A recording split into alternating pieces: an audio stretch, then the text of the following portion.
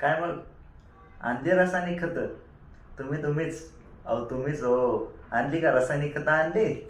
आता पाऊस येतोय, पाऊस उघडायची वाट बघत आजचाल गावा खत एकदाच जाऊन टाकतोय आणि मोकळं होतोय ह्याच्यातनं. मग काय पीक आलं आलं आणि गेलं गेलं. किती रासायनिक खत लागते शेताला, किती त्यातलं पिकाला लागतंय, काय जमीन होत्या मला काय करायचं. माझं काम आहे दुकानातनं रासायनिक खतं आणायची आणि शेतात नेऊन टाकायची आणि शेत जमीन खराब करून टाकायची.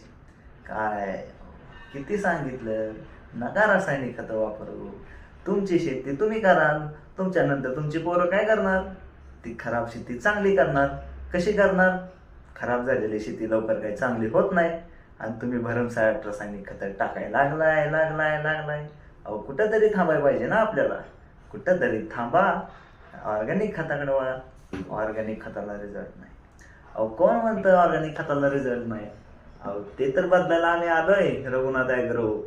ऑर्गॅनिक खताचा रिझल्ट हा रासायनिक खतापेक्षा कितीतरी पटीनं चांगला आहे. किती वेळा आम्ही सांगतोय तुम्हाला, एकदा वापरून तरी बघा. खाली दिलेल्या नंबरवरती कॉल करा, त्यांच्याशी संपर्क साधा. आम्ही आहे ना, आम्ही कन्सल्ट करतो तुम्हाला कशा पद्धतीने खतं टाकायची, काय करायचं. आणि रासायनिक खतापेक्षा जास्त पटीनं आपण उत्पन्न काढू ना. खाली पटपट करा. खाली दिलेल्या नंबरवर कॉल करा. आता पावसाळा उघडत आलाय, पाऊस उघडत आलाय, खतं टाकली पाहिजेत, मशागत केली पाहिजे, शेतीची चांगली पोट ठेवली पाहिजे. अहो चांगली करू आपली शेती, कशाला खराब करायची.